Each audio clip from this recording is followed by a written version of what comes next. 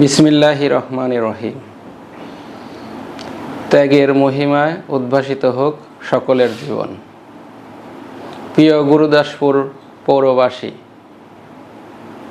ঈদুল আজহা সকলের জীবনে বয়ে আনুক এক অনাবিল সুখ, শান্তি ও সমৃদ্ধি। প্রাণপ্রিয় সংগঠন জাতীয়তাবাদী দল গুরুদাসপুর পৌর শাখার পক্ষ থেকে এবং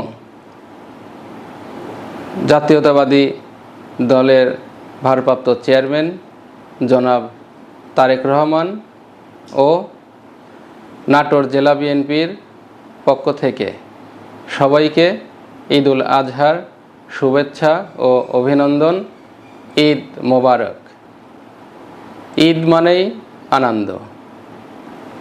সকল ধনী গরিব ভেদাভেদ ভুলে আমরা সবাই একসঙ্গে ঈদের আনন্দ উপভোগ করতে পারি। আল্লাহ তাআলা যেন আমাদের সেই তৌফিক দান করেন।